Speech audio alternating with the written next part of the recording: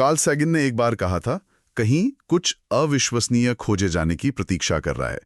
आज हम शायद ऐसी ही एक संभावना की पड़ताल कर रहे हैं, खाड़ी सहयोग परिषद यानी जीसीसी देशों की युवा शक्ति।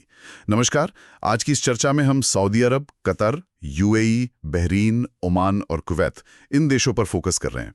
हमारे पास कुछ रिपोर्ट्स हैं, कुछ लेख हैं, ये बता रहे हैं कि ये देश अपनी विशाल युवा आबादी को कैसे तैयार कर रहे हैं भविष्य के लिए।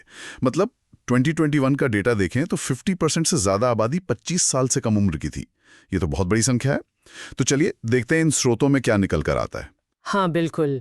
और इन सोर्सेज का जो निचोड़ है ना, वो ये कि जीसीसी देश इस युवा डेमोग्राफी को सिर्फ एक नंबर नहीं मान रहे हैं, ये एक स्ट्रेटेजिक एसेट है उनके लिए। और यूनिसेफ की रिपोर्ट भी यही कहती है कि जो चुनौतियां हैं शिक्षा में, स्किल्स में, रोजगार में, उनको गंभीरता से लिया जा रहा है। लक्ष्य साफ है, युवाओं की जो उम्मीदें हैं और जो रीजन की जरूरतें हैं उनमें तालमेल बिठाना। और एक दिलचस्प बात यह है कि पीडब्ल्यूसी का एक सर्वे कहता है कि मध्य पूर्व में करीब 65% युवाओं को अपनी सरकारों पर यकीन है कि वो सकारात्मक बदलाव ला सकती हैं। ये भरोसा कैसे बन रहा है? सिर्फ बातों से या कुछ ठोस हो भी रहा है? नहीं, देखिए, ये भरोसा काफी हद तक ठोस कदमों से ही आता है। सरकारें काफी महत्वाकांक्षी योजनाएं बना रही हैं, ऐसा लगता है। जैसे बहरीन की राष्ट्रीय युवा सशक्तिकरण रणनीति 2023 से 2028, फिर सऊदी अरब की 2024 की युवा विकास रणनीति, यूएई का राष्ट्रीय युवा एजेंडा 2031। ये सिर्फ दस्तावेज नहीं है, ये एक तरह से दिशा दिखा रहे हैं। मकसद है युवाओं में वो क्रिएटिविटी, वो इनोवेशन जगाना और उन्हें ग्लोबल स्टेज पर मुकाबला करने लायक बनाना। तो ये तो हुई रणनीतियां। जमीन पर कैसे उतर रही हैं ये? मतलब कुछ खास पहले हैं जिनका असर दिख रहा हो? हाँ, बिल्कुल। कई पहले चले हैं, जैसे बहरीन का लामिया प्रोग्राम है। ये सिर्फ ट्रेनिंग नहीं है, ये युवाओं में लीडरशिप स्किल्स डेवलप कर रहा है। फिर वहीं होप फंड है जो लोकल स्टार्टअप्स को मदद दे रहा है, शुरुआती फंडिंग से लेकर आगे बढ़ने तक। और सऊदी अरब में मिस्क फाउंडेशन है। ये प्रिंस मोहम्मद बिन सलमान का इनिशिएटिव है। वो लीडरशिप और एंटरप्रेन्योरशिप पर बहुत फोकस कर रहे हैं और ये उनके विजन 2030 से सीधे जुड़ता है। अच्छा, और शिक्षा का क्या?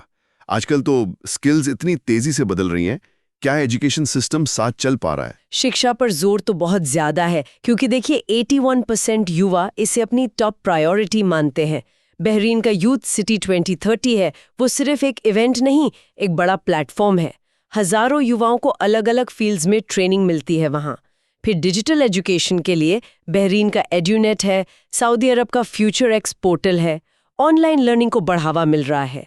यूएई तो एक कदम और आगे है, वो टीचर्स की मदद के लिए एआई इस्तेमाल कर रहे हैं। एआई? अच्छा, हाँ। ताकि टीचर्स पढ़ाने पर ज्यादा ध्यान दे सकें, एडमिन काम कम हो। तो ये दिखाता है कि फोकस सिर्फ डिग्री पर नहीं, सही स्किल्स देने पर है। तो ये युवा सिर्फ सीख ही नहीं रहे बल्कि एक्टिवली कंट्रीब्यूट भी कर रहे हैं समाज में। बिल्कुल। जैसे मिस्क ग्लोबल फोरम जैसे इवेंट्स होते हैं, ये युवाओं को एक ग्लोबल प्लेटफॉर्म देते हैं। बिल्कुल। जहां वो सिर्फ सुनते नहीं बल्कि हिस्सा लेते हैं, ग्लोबल इश्यूज पर अपनी राय रखते हैं, सोल्यूशन सुझाते हैं। तो वो आज की चेंज मेकर बन रहे हैं एक तरह से। और जब योगदान की बात हो रही है तो एंटरप्रेन्योरशिप का जिक्र तो बनता है। हाँ, क्या इस फील्ड में कुछ चमकते सितारे दिख रहे हैं? कोई उदाहरण? हाँ, निश्चित रूप से सफलता की कहानियां तो सामने आ ही रही हैं। जैसे बहरीन की एडटेक कंपनी है लुमोफाई, या पार्किंग का सोल्यूशन देने वाली पार्क पॉइंट। ये सिर्फ लोकल लेवल पर नहीं, रीजन में भी एक्सपैंड कर रहे हैं। एक और है स्किप लीनो, वो क्यू मैनेजमेंट सिस्टम बनाते हैं। करीब 40 देशों में पहुंच गए हैं वो। अरे वाह! स्ट्रेटेजिक इन्वेस्टमेंट हो तो क्या कुछ हो सकता है। सही कहा। और समाज से जुड़ाव कैसा है? मतलब क्या युवा सिर्फ करियर पर ही फोकस कर रहे हैं या कम्युनिटी में भी एक्टिव हैं? नहीं, सामाजिक जुड़ाव भी एक अहम पहलू है। एफटीआई कंसल्टिंग की एक रिपोर्ट है, वो बताती है कि वॉलंटियरिंग और जीडीपी में एक पॉजिटिव लिंक है। और यूएई का राष्ट्रीय स्वयं सेवा मंच इसी सोच को बढ़ावा दे रहा है। युवाओं को समाज सेवा से जोड़ रहा है। इससे उनमें जिम्मेदारी की भावना भी आती है और लीडरशिप स्किल्स भी डेवलप होती हैं। तो कुल मिलाकर ये सारे स्रोत यही इशारा कर रहे हैं कि जीसीसी देश अपनी युवा पीढ़ी को भविष्य की कुंजी मान रहे हैं। शिक्षा, कौशल, उद्यमिता, सामाजिक भागीदारी, इन सब में भारी निवेश हो रहा है। ये सिर्फ इकोनॉमिक ग्रोथ का एजेंडा नहीं लगता, बल्कि एक ज्यादा स्टेबल और प्रोग्रेसिव समाज बनाने की कोशिश भी है। यानी हम जीसीसी क्षेत्र को एक ऐसे भविष्य की तरफ बढ़ते देख रहे हैं जहां इनोवेशन और प्रोग्रेस का इंजन उसके युवा बन रहे हैं। ये वाकई एक बड़ा शिफ्ट है। हाँ, तस्वीर तो काफी उम्मीद जगाने वाली है, लेकिन एक सवाल मेरे मन में आता है कि जब सरकारें इतनी फोकस्ड योजनाएं बना रही हैं, इतना स्ट्रक्चर्ड अप्रोच है, तो क्या व्यक्तिगत सपनों के लिए या जो लीक से हटकर चलने वाली प्रतिभाएं हैं, उनके लिए पूरी गुंजाइश बचती है? कहीं ऐसा तो नहीं कि ये जो केंद्रित ढांचा है, ये अनजाने में कुछ अनोखी संभावनाओं को सीमित कर दे?